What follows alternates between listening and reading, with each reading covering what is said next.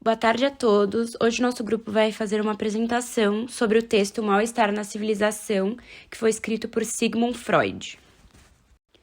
Sigmund Freud foi um médico neurologista e ele é considerado o pai da psicanálise. O texto Mal-Estar da Civilização foi escrito em 1929 e foi publicado pela primeira vez em alemão em 1930.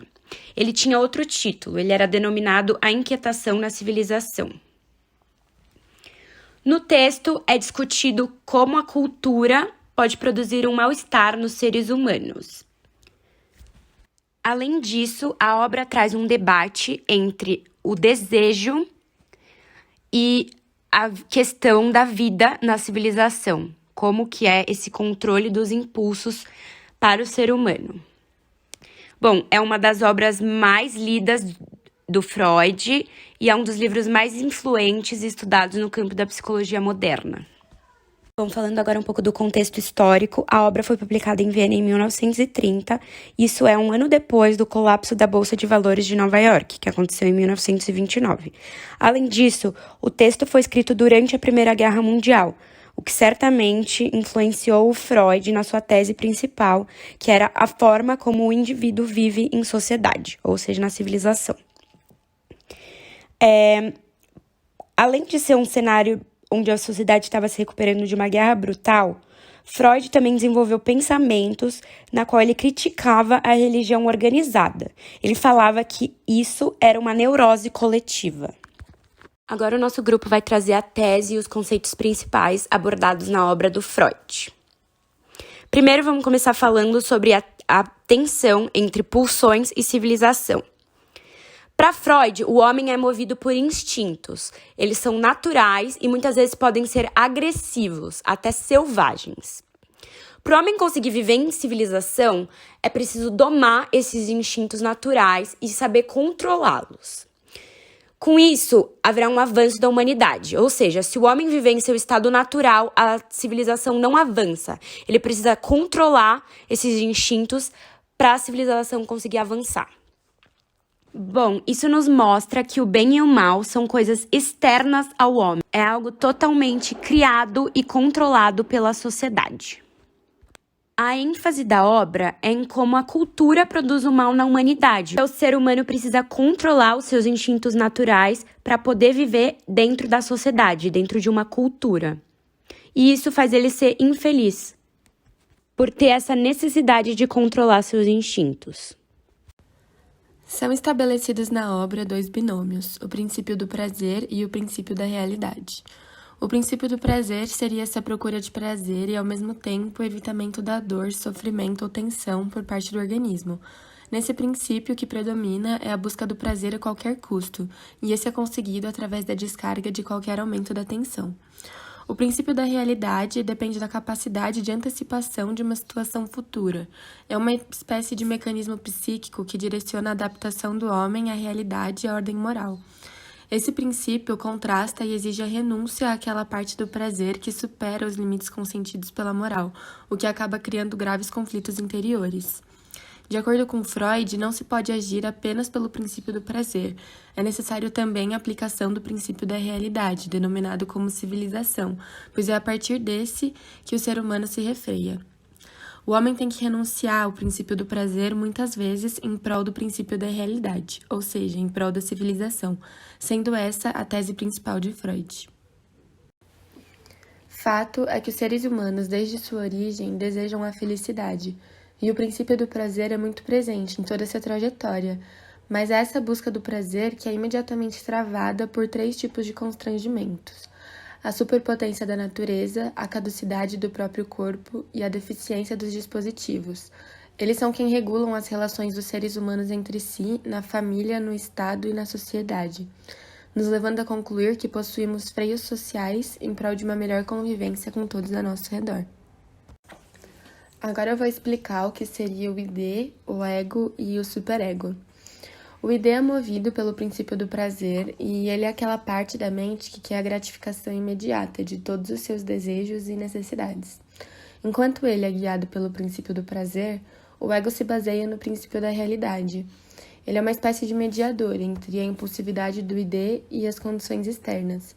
fazendo essa interação entre a sua personalidade e as leis do seu país, a cultura do seu tempo, as regras de etiqueta e as normas do bom convívio. Dependendo do livro do Freud que você encontrar, o ego pode ser traduzido como eu, o que dá bem a ideia de que essa instância, adequando as suas vontades ao mundo em volta, acaba sendo quem você é de fato aos olhos das outras pessoas. E essa é a parte da nossa personalidade que não existiria sem o ID.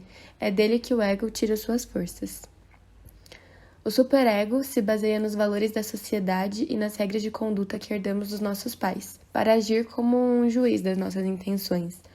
Essa é a parte moral da nossa personalidade, a fonte dos nossos pensamentos de autocontrole que vão servir para empatar o jogo contra os impulsos vamos que vamos do ID.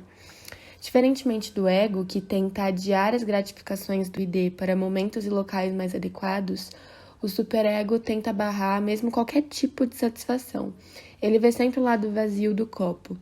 E outra diferença essencial é que mesmo que o ego e o superego cheguem à mesma conclusão sobre alguma coisa, afinal, ambos têm a função de censura, o superego tem o raciocínio por motivos morais, enquanto o pé atrás do ego tem base nas consequências que a ação pode acarretar.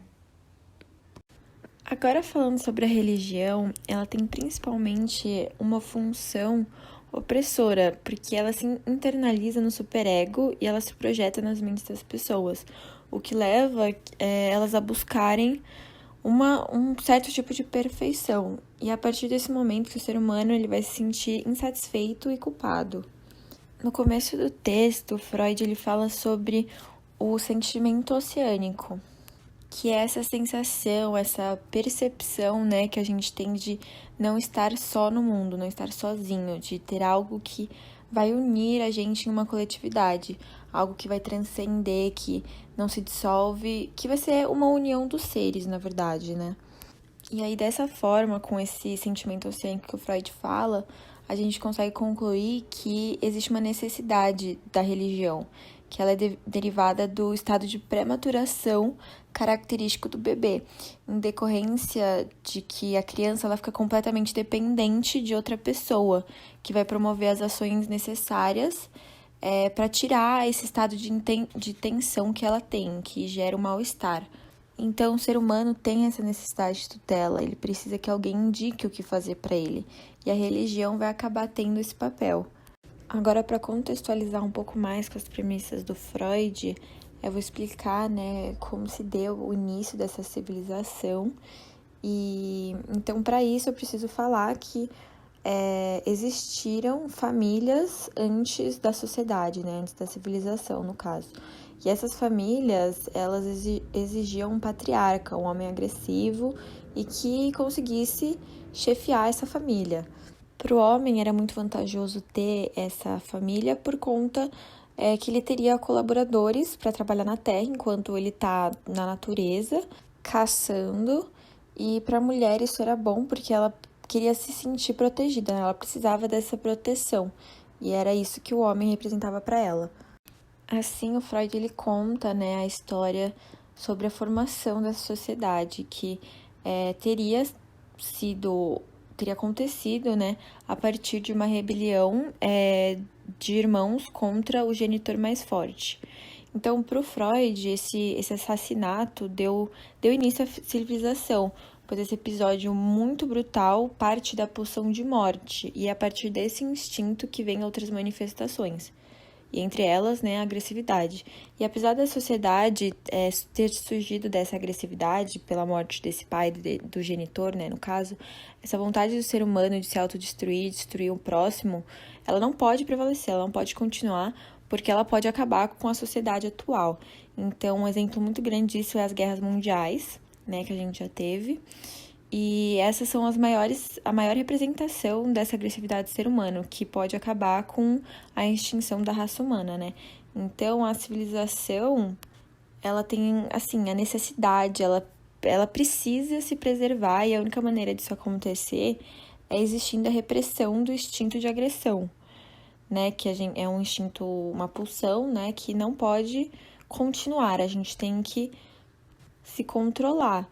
E é através de uma instância psíquica que reside na mente de cada pessoa que é, no caso, o supereu, o superego, que faz isso acontecer.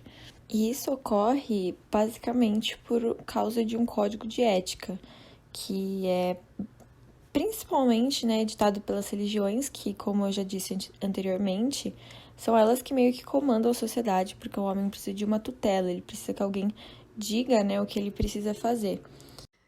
Nos escritos de O Mal-Estar na Civilização, Freud expõe a ideia do sentimento de culpa. De acordo com ele, devido à existência de uma tensão entre ego e superego, o ser humano desencadeia uma necessidade de punir a si mesmo.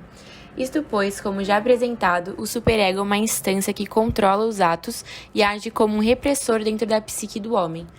Logo, o superego entende a real intenção de cada ser e, portanto, quando a intenção é contra uma ética já estabelecida, contra uma moral introjetada dentro do indivíduo, é desencadeado esse sentimento de culpa e angústia. De acordo com Freud, essa angústia é derivada do conflito entre a necessidade de amor da autoridade e o impulso para a satisfação pulsional. Consequentemente, a renúncia da pulsão teria origem no medo da perda do amor do outro de quem o sujeito é dependente. Nisso, ele alimenta que há uma relação próxima da civilização com esse sentimento de remorso.